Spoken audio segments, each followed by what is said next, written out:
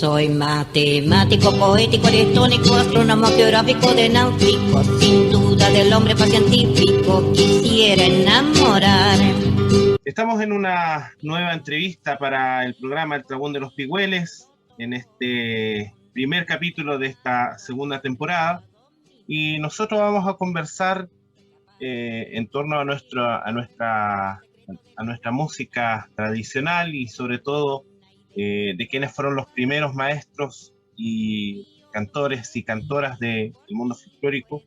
Y hoy vamos a conversar y tenemos el gusto de conversar con una persona que está también muy ligada con una de nuestras culturas naturales, nuestras cantoras más recordadas de la isla de Chiloé. Y hablo de quien va a estar con nosotros aquí en esta ocasión, así que le doy el pase para que se presente para toda la gente que va a estar viendo esta entrevista. Muy bien. Muy buenas tardes. Mi nombre es Carlos Leviñanco Huicha, hijo de Rosario Huicha, gran folclorista, cultora, artesana y huilliche de Chiloé, que nos representó en diferentes lugares de nuestro país, dando a conocer nuestra isla y su forma de vida. Así es. Don Carlos, antes de conversamos todo lo referente a, bueno, su testimonio como hijo de doña Rosario, quisiera preguntarle también si usted se puede presentar de quién es Carlos Leviñanco Huicha, qué se dedica su día a día aquí en la provincia de Chile. Pues yo bien, soy un profesor jubilado. Trabajé durante 37 años en el Instituto de Educación Rural, donde capacitábamos y preparábamos a jóvenes campesinos de diferentes partes del país. Tuvimos en algún momento determinado gente de Perú, hasta el extremo sur de allí Natales, Magallanes. Era una institución muy prestigiosa, importante, dedicada a educar a jóvenes de escasos recursos de sectores rurales, y le entregaban capacitación de tipo profesional relacionados con las faenas del campo. Posteriormente pasó a ser un colegio de educación básica, y con los años pasó a ser un colegio de educación media técnico profesional, con alrededor de 27 colegios a nivel nacional. Pero desgraciadamente por la administración que llegó por allá por el año 2000 o antes del 2000, y otras razones que no lo voy a indicar por ahora, pero ayer desaparece a nivel nacional todas las unidades. Y como son colegios particulares, no hay mayor explicación. No hay intervención del Ministerio de Educación ni autoridades de gobierno para esta situación. Por tanto, el IER desapareció y hoy día es un recuerdo maravilloso para muchas familias campesinas y muchos jóvenes que hoy día son profesionales y que se desarrollan en diferentes áreas de la producción en Chiloé.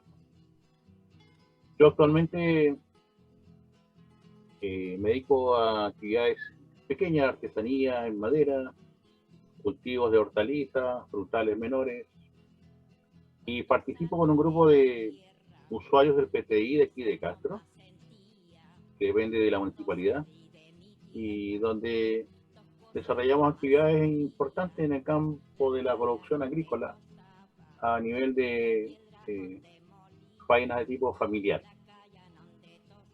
También desarrollé muchos años actividades folclóricas, enseñando a jóvenes su inicio en el folclore desde el año 1976 y en adelante, donde muchos integrantes de esa época del año 78 hasta el 83, yo diría. Venían y participaban con jóvenes de nuestro colegio, porque como era una escuela agrícola de adultos, de puros jóvenes, entonces había niñas que nos acompañaban en el canto y en la danza. Donde yo era el profesor de folclore, dado que en mi inicio como joven en esa área también, fui preparado en su momento, por allá por el año 67, 68, 69 más o menos, por don Amador Cárdenas, que en paz descanse. Él trabajaba en el Departamento de Cultura de INDAP en el Chavo. Y ahí ellos se encargaban de buscar a jóvenes que les gustara este tipo de cosas y los preparaban como futuros, yo diría, folcloristas en Chiloé, en una sede ubicada en Ancú, en Bellavista, que hoy día ahí tengo entendido que están carabineros que los preparan para ser gente de orden del país. Pero en esa época no, era un área que dependía de INDAP. Por tanto, todas esas cosas que yo aprendí, los apliqué con mis alumnos. Y también con niñas de la comunidad, o sea, hay muchos integrantes de ese grupo nuestro, después formaron parte del conjunto de Sixto Cuyul, de San de Chilota. Entonces, por ahí partió de esa época ya, porque también Sixto estaba iniciándose en esa área también. Entonces, la tarea mía era todos los años formar jóvenes cantores, bailarines, instrumentistas, y al año siguiente vuelta con lo mismo, porque ya muchos de ellos se iban. Y bueno, fue mi tarea constante durante gran parte de mi vida como profesor del día también.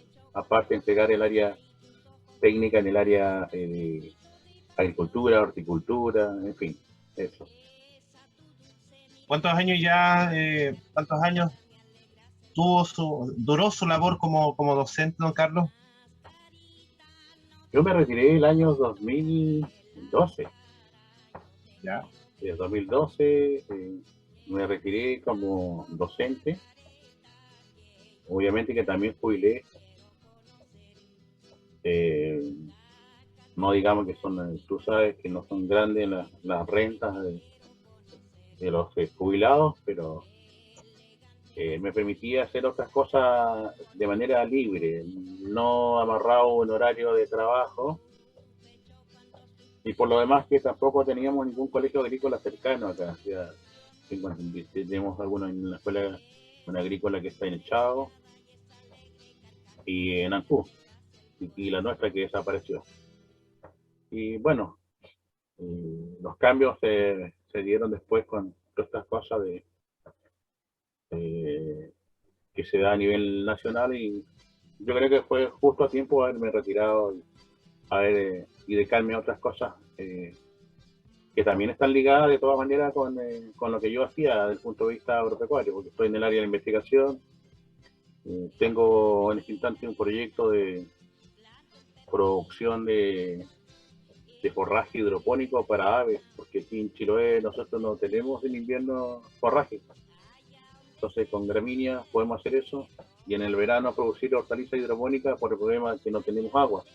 Entonces de una forma, creo que va a ser probablemente una de las alternativas de muchos productores que se dedican al área de la horticultura en Chiloé, a futuro, yo digo, porque el agua cada vez es menor, a pesar de que tenemos agua en Chiloé, pero no es lo suficiente en este instante, todavía estamos con déficit. Entonces, pienso que va a ser una buena alternativa en los años que se vienen. Uno, porque el turismo, después de esta pandemia, y con este puente que nadie lo pidió, pero que está ahí, y que sin embargo va a traer un desarrollo para nuestro Chiloé igual, y hay que estar preparados todos, desde el punto de vista de la producción, desde el punto de vista del turismo, y nosotros desde el punto de vista del folclore. Tenemos que mostrar cosas que se hacían, o por lo menos recordar las cosas que se hacían. O sea, no podemos olvidar de nuestras raíces. Yo recuerdo, me acuerdo haber escuchado a un alcalde de allá de Temuco que dijo en una oportunidad: nosotros podemos absorber toda la tecnología que esté en nuestro entorno, pero lo que no podemos olvidarnos nosotros es tocar la tutuca. Bueno, nosotros como chilotes no tenemos tutuca porque nosotros no somos mapuches, nosotros somos huilliches. Tal vez hay una discusión en ese ámbito todavía, pero aquí tenemos, desde el punto de vista de nuestras raíces, una forma distinta de vida que ellos. Somos artesanos, somos pescadores, somos mariscadores, somos constructores de ribera, constructores de construcción, de iglesias, de casas habitacionales, que nos desmarcan de la cultura de ellos. Somos gente pacífica y bien guerrera igual, pero una forma distinta de vida, de comer, de conversar, de trabajar, de convivir. Entonces eso nos marca, yo creo que hay una gran diferencia. Por tanto, nosotros tenemos que ir en esa área donde el artesano sepa lo que está mostrando. Y yo estoy viendo últimamente unos trabajos que están haciendo los artesanos en la lana, cómo los tiñen. Yo recordando a mi vieja madre cómo teñía ella porque era artesana también en lana ella, y usaba materiales vegetales para darles colores. Entonces eso se está rescatando, se está mostrando y tiene que estar vigente y presente en la vida. En el ámbito, digamos, de nuestra lengua, desgraciadamente yo vengo de un lugar, desgraciadamente desde el punto de vista de la lengua huilliche, digo yo, no digamos porque menosprecio mi lugar. Yo soy de Achao, un bello lugar, maravilloso, un paisaje extraordinario, un archipiélago maravilloso, y del cual donde mi madre salió ahí de la isla de Caguas. Y esos lugares dejan vestigios de que no solamente los huilliches, y probablemente los mapuches estuvieron por acá, también las razas cahuascas, los chonos, a las calufes que pasaron en algún momento. Hay historias bonitas que contaba mi vieja madre que no lo voy a dejar pasar, lo voy a contar de forma breve, cortísima. Me contaba mi mamá. Usted no va a ¿Ya? Me contaba mi madre, por ejemplo, que ahí en Caguas, para los que se ubican en Caguas y los que van a la fiesta de Jesús Nazareno, hay una punta donde está justamente la cruz donde dan la vuelta en la procesión desde la iglesia hasta ese lugar. Y en esa punta, esa es un arrecife, es muy profundo hacia abajo. Y ella contaba que ahí llegó un caballero de apellido Tecay, que no era de ahí. Y dice que de ahí se tiraba a nadar y estaba mucho rato en las profundidades y salía con diferentes productos del mar. Cosa que ella decía por la capacidad de mantener esa respiración y trabajar y mariscar. Por tanto, esas personas dejaron ciertas formas de vida también, y también los lugares. O sea, yo recuerdo ahí cuando se hablaba un poco de la lengua que no es huilliche, perdón, no es mapuche, por ejemplo, que NAC, todo eso que AC, EC, IC, son de la lengua cahuáscar, como TAC, y NAC, en fin, el TAC, esa quedaron ahí. Y esto no es la lengua mapuche. Por eso yo digo que cuando vienen estas discusiones de que somos huilliches, somos mapuches, ¿qué somos? La verdad que nosotros somos probablemente, no sé, de los que saben mucho más en la historia, puede que seamos el conjunto de todas estas personas. Todos podemos estar dentro de la misma bolsa, alguna vez decía por ahí alguien por ahí. Exactamente. Así es. Don Carlos, ¿usted nació en Caguayo o nació en Achao? Porque Ay, producto también de esta pregunta es lo que vamos a conversar lo siguiente. No, cuénteme. no, yo nací en Achao, pero mi madre, como era una mujer andante, en la búsqueda, digamos, de una mejor vida, recorrió varios lugares, pero mi documento y todos son registrados en Achao. Ella fue de Caguas. Su primer lugar de salida fue Quenac. Después llegó a Dalcahue. Y después de un tiempo recorrido, se aposentó en el área de Pargua, cuando estaban ¿Ya? construyendo la carretera desde Pargua a Puerto Montt. Y ella era la maestra de cocina ahí, que le hacía comida a los maquinistas, los que manejaban las motoniveladoras. Y después con el tiempo obviamente se volvió y nos quedamos en Achao. Ahí nos pilló el terremoto del año 60. Y bueno,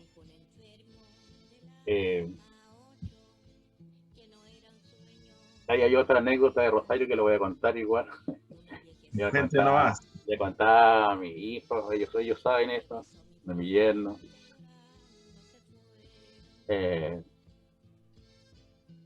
Creo que esto de esconder cosas que llegan del Estado o del extranjero, toda la vida ha sido así.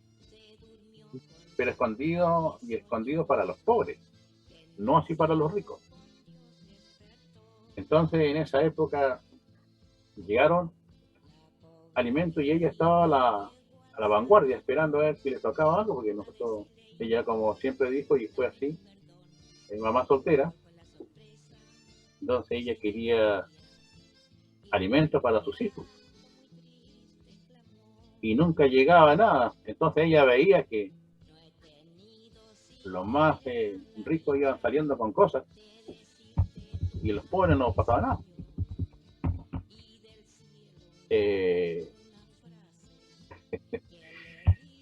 Hay un garabato que dijo, no lo voy a indicar porque esto va a salir en la radio, entonces no lo voy a indicar. Pero se encontró con un caballero Bamonte, que era el portero ahí de la gobernación, porque había gobernación en el show.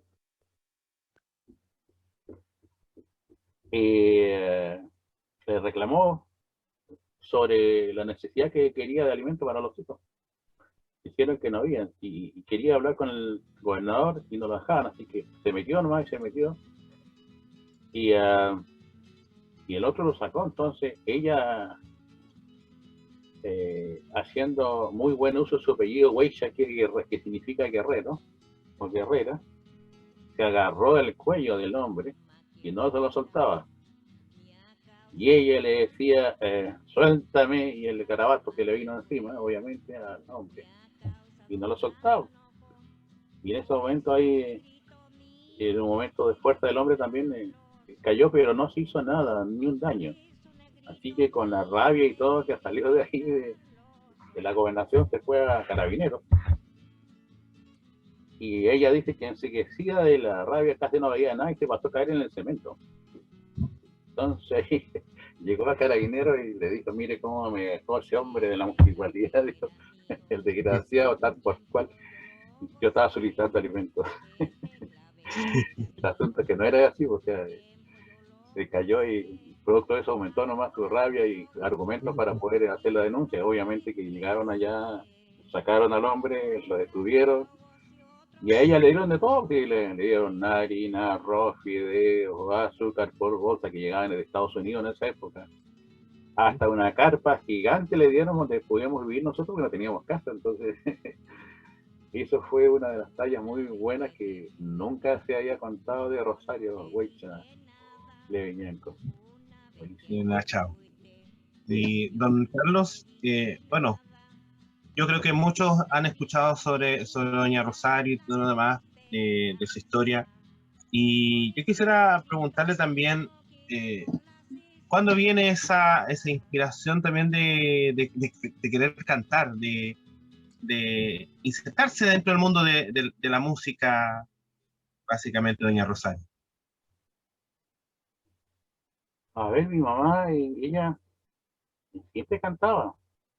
Cantaba, ya contaba y cantaba en la iglesia, en las fiestas que son nazarenos, y como todo niño que entran en los coros y esas cosas, dentro de la comuna de Chiloé. Ella hacía lo mismo con su profesora también, en clase. Y después con los años, cuando ya ocurrió estos encuentros que yo te contaba en un comienzo de las capacitaciones que había para jóvenes y adultos, ella también andaba en este tipo de capacitación, pues estuvo conmigo. De hecho, participamos en obras de teatro, porque era teatro y folclore.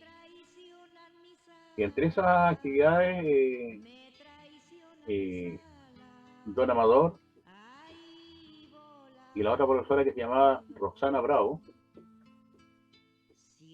y actores que eran importantes en Santiago, me acuerdo que llegaron acá a capacitarnos. Después de cada capacitación que había, se hacía un recorrido de actividades artísticas. Me acuerdo que se hizo en el teatro, había un teatro en Ancú, que se hizo una presentación de teatro y el folclore que se hizo. Después se hizo acá en Castro, en el teatro que está actualmente en el Centro Cultural. Estuvimos allá en Quellón igual.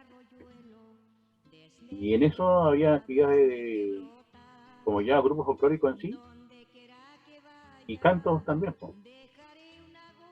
Y participaba también en este tipo de fiestas de Navidad, teatralizadas también, ahí en la Iglesia Católica de Achao. Bueno, y con el tiempo le dieron importancia por la voz que tenía especial. Y uno de esas personas que lo vio ahí, porque como era un folclorista y recopilador de canciones también, Amador Cárdenas, lo invitó a estas actividades. Con el tiempo se formó un grupo folclórico ahí en Echao, que fue uno de los primeros conjuntos que habían, que se llamaba Conjunto Kenún, de ahí de la población Abraham Lincoln de Echao.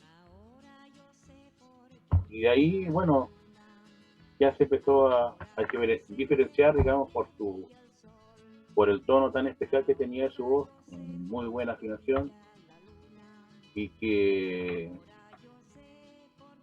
aún manteniendo las características del folclore chilote, pero también marcaba como una diferencia distinta, digamos, de forma de presentar las canciones, entre el diálogo, la sonrisa y la picardía que ella tenía, igual, o sea, era muy especial. Y con el tiempo, bueno, llegaron ahí a visitarla, porque ya se dio a conocer ahí. Llegaron artistas reconocidos de nuestro país, Gabriela Pizarro, Héctor Pavés y otros, junto con Amador, que también recopiló algunas canciones que las pusieron ahí en una de las primeras ediciones que sacaron ellos del conjunto de Magisterio de Chao. Por ejemplo, Marinero y Topolido, que sacaron ahí con una de las voces de una profesora de la isla de Quená, que canta muy lindo. Bueno, es una de las cosas interesantes de ella, y como era artesana también, ella, su compañera siempre de andanza era nuestra vecina Adelina Navarro, que también ella canta muy lindo igual. Entonces cuando salían a exponer su tejido, su artesanía y de otras personas que también las llevaban a diferentes lugares de nuestro país. Ahí la iban presentando como cantora de Chiloé, así que ahí hacía sus canciones, ahí ya empezó a ser conocido por otras personas que le gusta el folclore, como el caso de Enrique Molina, un gran folclorista igual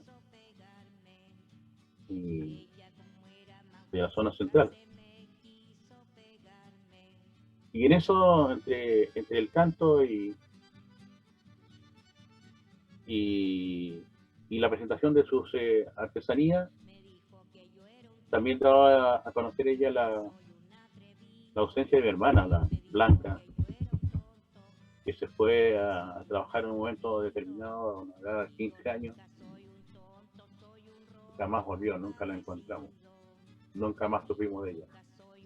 Y siempre ella cantaba pensando que podría encontrar a su hija. Y se fue así sin encontrarla.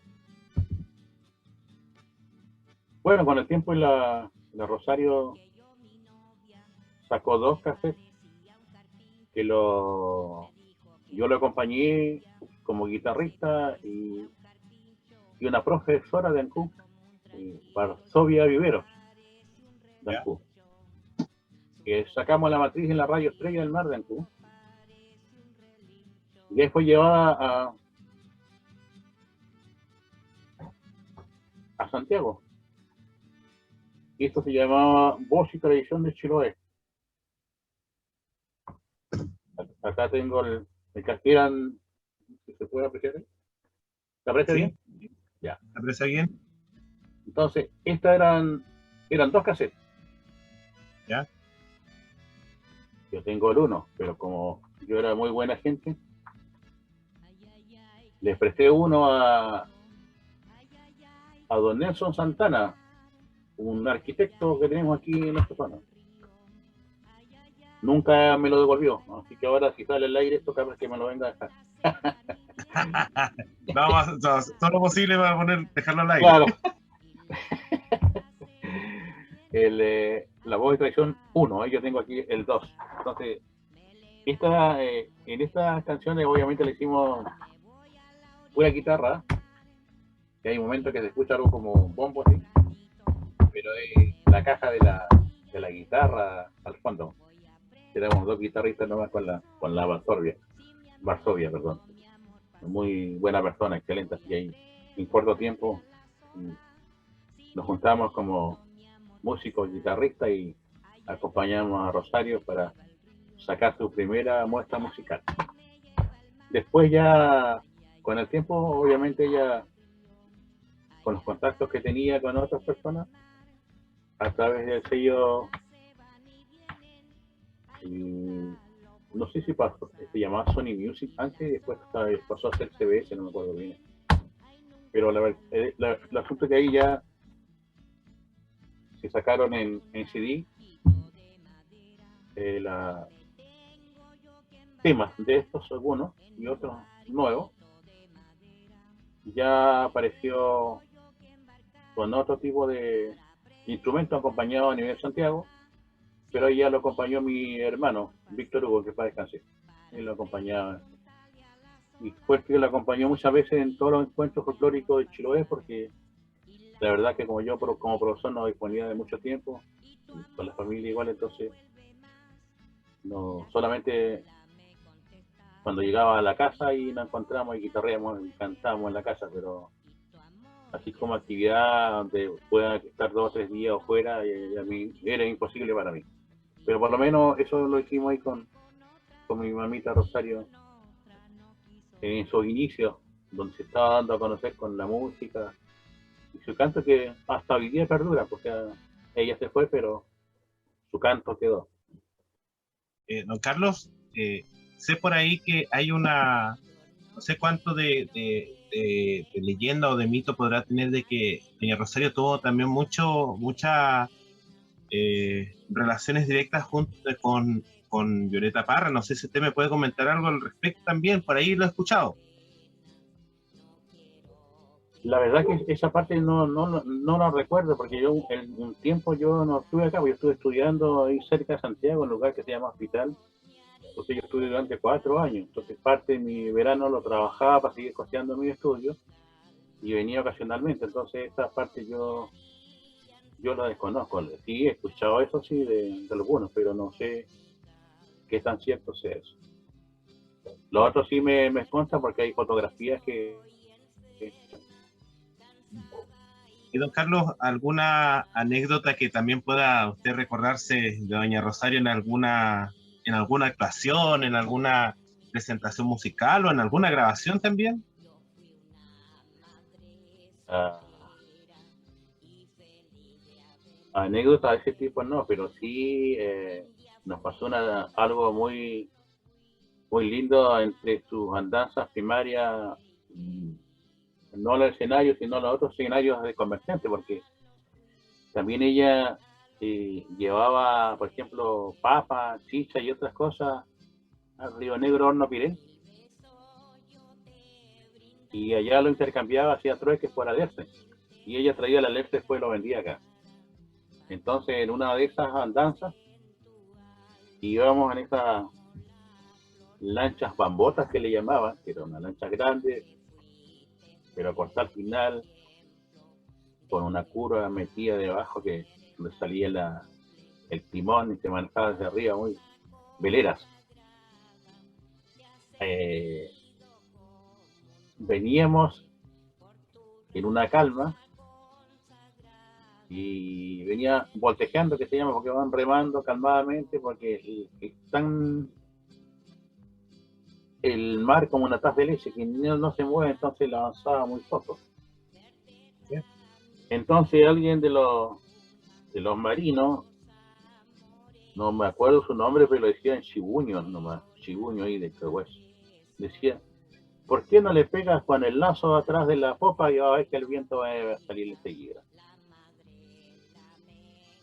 Y no va a creer que yo no sé si era eso, fue una coincidencia, no, me la aferraron con el lazo en la popa y vino una brisa y viento después que en un rato alcanzamos a llegar varias millas ahí de lo que estábamos eh, andando, así que la rapidez para guardar tus remos los otros y ubicarte para seguir andando. Pero es una coincidencia porque no creo que porque tú le pegues algo atrás va a hacer eso. Pero eso fue Puede ser una alguna cosa. de las danzas de el que manejaba muchas cosas de este tipo era mi hermano Hugo de las andanzas, porque él recorría muchos lugares. Y la otra que tiene que acordarse mucho es la Violeta, la de aquí, la locutora Violeta Ruiz. de la Violeta Ruiz, exactamente. Gran folclorista igual, muy buena cantora. Sí. Don Carlos, ya para antes de ir terminando esta entrevista, yo creo que ha sido una entrevista gratificante. Voy a hacer un poco unas últimas preguntas por acá. ¿Cómo fueron los últimos años de doña Rosario en vida? Que sé que por ahí fue galardonada por la Municipalidad de Achao como hija ilustre de esa comuna. Y si usted me puede comentar también cómo fueron los últimos años en vida de doña Rosario Weicha. Bueno, mi vieja madre, como los últimos años, como toda persona que va avanzando en su edad, tuviera algunos achaques de salud, pero no tan complicado propio del andar de la vida, ¿no? Pero siempre ella estaba dispuesta en su andanza y sus actividades de tipo folclórico. Es cierto, ahí en Nachao, el alcalde que estaba en ese instante la reconoció como hija ilustre de la municipalidad, eso fue en vida. Fue muy bonito. Igual que le habían dicho que, bueno, eso fue ya posterior a cuando ya falleció el año 2000, 4 de julio, que iban a colocar a un lugar de ahí recreativo que había ahí, figuras mitológicas, al lado de un río chiquito que recorre cercano ahí al cuerpo bombero, iban a colocar el nombre de Rosario Huicha, pero nunca fue. Lo que sí fue en Puerto Montt, fue reconocida allí por el Día de la Mujer, por la Intendencia de allí de, de Puerto Montt, pero también en la biblioteca de la mujer allí pasó a llamarse la biblioteca Rosario Huella. Y hay una imagen ahí de Rosario Huella hecho en una artesanía muy bonita. Ahí nos llamaron a nosotros, fuimos para su inauguración. Y aquí en Castro igual hay una calle de una población, al otro lado en Gamboa, que también se llama Rosario Huella. O sea, fue mucho más reconocida fuera que en su lugar, como es Chao. Pero sí, yo creo que fue muy querida ahí por las personas que están ligadas al folclore, como Ramón Yáñez, por ejemplo. Tengo algunas imágenes por ahí de él guardadas en la puerta de mi casa, y donde están compartiendo con Rosario. Siempre conversaba con ellos, con Gastón, gran poeta y cantor también del Caitú y de Chao, también muy ligado a Rosario.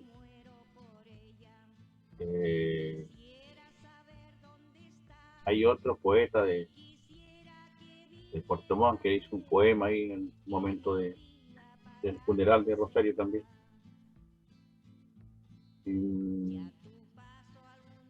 Estuvo el día 23 o 24 de junio de ese año, antes de fallecer, participando también ahí en Achao.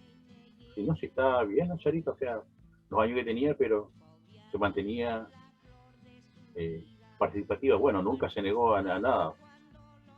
Y toda esta actividad es importante darla a conocer igual, que todo eso fue siempre como un regalo de ella, gratuitamente, nunca cobró nada, salvo los pasajes o los traslados cuando era necesario, pero nada más que eso. Entonces, eso le da un valor importante a la actividad que ella desarrolló por la difusión del canto tradicional de nuestra tierra. Así que fue un hermoso regalo que dejó ella y un legado importante para todos, digamos, de cómo luchar, uno por la familia, por sobrevivir y por difundir el folclore nuestro. Y ella, como decía siempre, de la raza Belice, que no se pierda y siga igual con sus tradiciones. Así que eso yo creo que es lo fundamental en este caso. Así es, don Carlos. Don Carlos, ya estamos ya dando finalización a esta entrevista. No sin antes agradecerte que nos haya dado el espacio. Yo creo que vamos a tener otras instancias más para poder conversar de varios temas. Se ve que usted también tiene mucho por dar a conocer también, y nosotros como espacio de Dragón de los Pigüeles estamos para eso. Pero no sin antes de invitarlo le voy a dar el espacio, don Carlos, a que dé unas palabras, algún saludo, que diga cualquier cosa que usted quiera decir. Este es el momento antes de que demos ya por finalizado esta linda entrevista, que van a ver mucha gente aquí en el Dragón de los Pigüeles. Bueno, un gran saludo en primer lugar a la familia Huella, los leviñancos, a la familia de los folcloristas, que tengan paciencia, que ya pasará esto, porque muchos encerrados nos pueden mostrar lo que tienen que decir a través de su canto y su danza. A la gente campesina igual, que valoren su tierra, su campo, y ahora que viene un cambio de vida distinto, que no vendan sus tierras, que las cuiden, que produzcan, se alimenten de ella. Y un gran abrazo a todos, pues a todos mis exalumnos también, que son muchos desde el año, imagínate, del año 76 hasta el año 2000. Así que, para que se acuerden que el viejito Leviñanco todavía está vivo, y un cariño para ellos. Y a tu compañera igual, porque fuimos docentes aquí en el día también, ella como profesora de música, así que saludo a la Andrea y su hermanita, a las dos. Bueno, muchas gracias, don Carlos, y esperamos tenerlo en alguna otra oportunidad aquí en el programa El Dragón de los Pigüeles. Así que un gran abrazo a la distancia y ya nos estaremos reencontrando en algún momento. Igualmente a ti, Marco, cuídate mucho, chao. Un día subí en la tabla de Arcia, en la copa me senté, con lágrimas en los ojos.